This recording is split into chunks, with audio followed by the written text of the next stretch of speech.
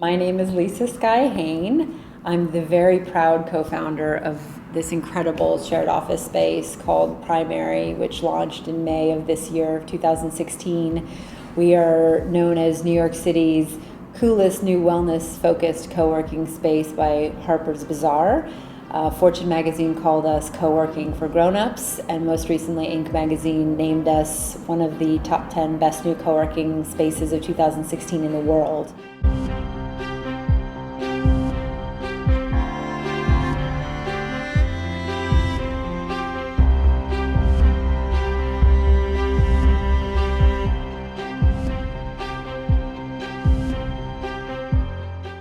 I launched Primary because I love to create community. I wanted to get paid to do something that I love.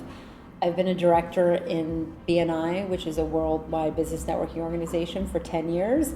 I can't make real money doing BNI as a director. I can contribute to my IRA, here and there, but it's not a full-time job for someone. It's a way for me to expand my network.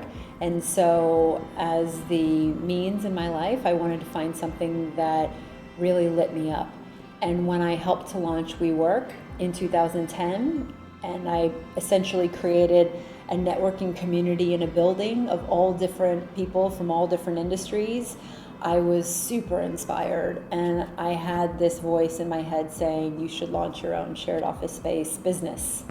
I just didn't know how I would be different, so I really shelved the idea for a few years before I came up with the idea of launching a shared office space that incorporates wellness amenities on site, where we can offer those as tools that people have at arm's reach to incorporate into their daily lives, into their lifestyle. We named the company Primary because we believe that if you make your primary focus yourself, your well-being, and you put that first, everything in your life, including your business, can thrive. The most rewarding part of this journey has been launching my own business. I have wanted to own my own business for so many years. My father launched his company 4 months after I was born.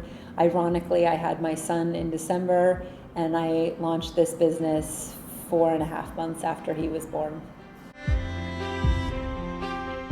My father has been my biggest inspiration. I lost him suddenly in 2004 on Valentine's Day, and that was something that really turned my world upside down, and I miss him very, very much. And he's very much a part of me and with me, and still a really a guiding light for me in my life. And I often still think, what would my father say to me now? And in one of his last phone calls to me, he said, "Hi, darling, beautiful daughter. I just want to check in and make sure all is going well in your life, and you're juggling all those challenges and responsibilities as best you can, and I know you are. And just remember to do the best you can do, and that's all you can do." And I really remember this voicemail, and I have it stored. I remember it verbatim, and I refer back to it often in my mind as inspiration to just do the best that I can do and manage the challenges and responsibilities the best that I can.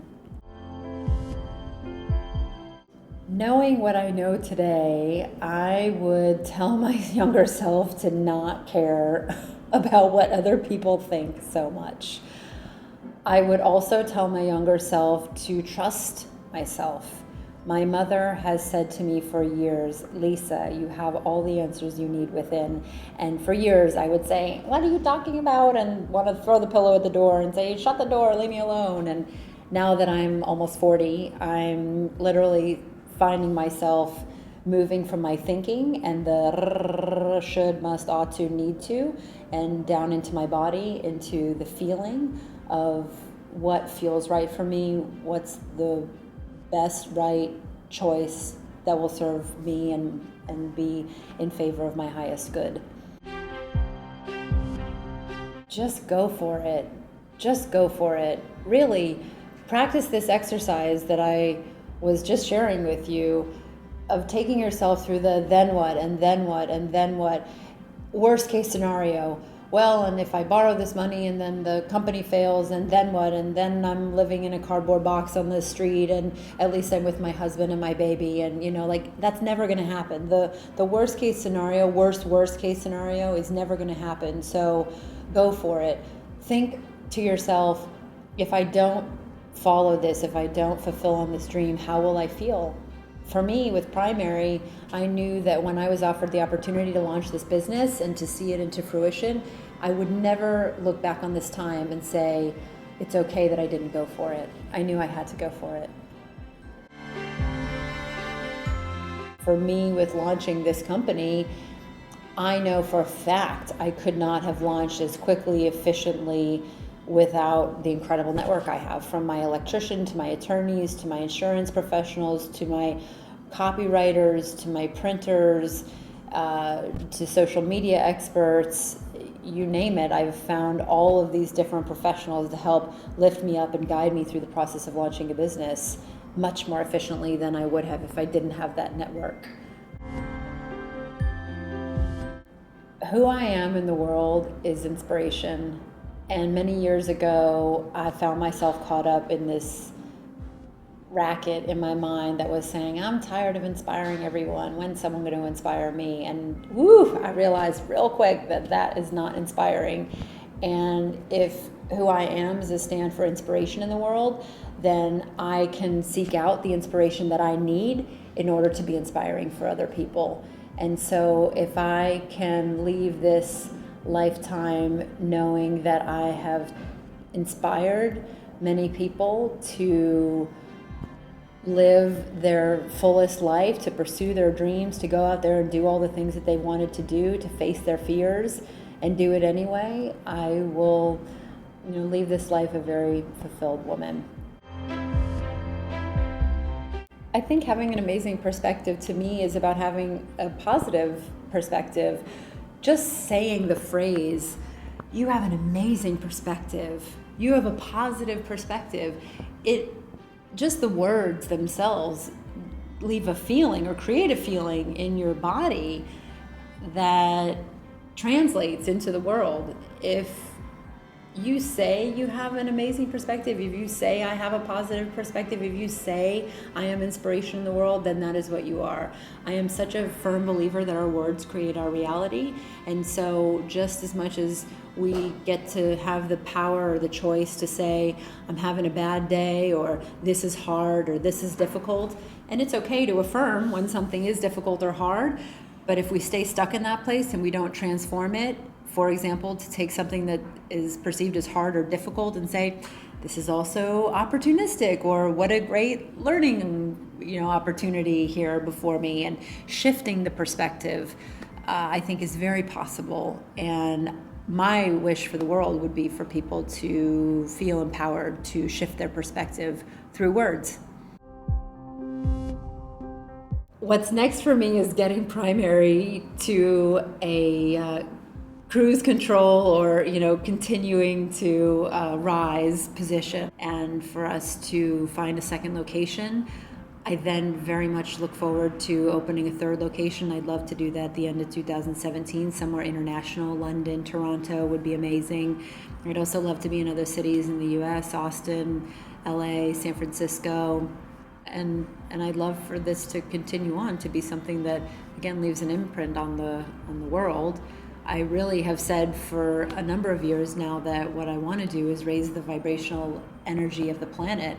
And I think that if we can create these workspace places that are opportunities for people to make their primary focuses themselves, to care for themselves, their vibrational level becomes more positive and uplifted in the world.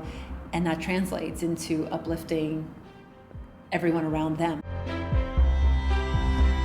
The story that most quickly pops into my mind is the sharing of how I, in a roundabout way, came to launch Primary, which is that 3 years ago in 2013, I had this intuition, this voice that said, you should go to Portland, Oregon to spend more time with your mom. And at that time, I was on a top team at Corcoran. I was leading the largest chapter in BNI that Manhattan had ever seen in 20 years. It didn't make sense for me to leave and go spend time with my mom, but I followed my intuition. I went out there. I was single.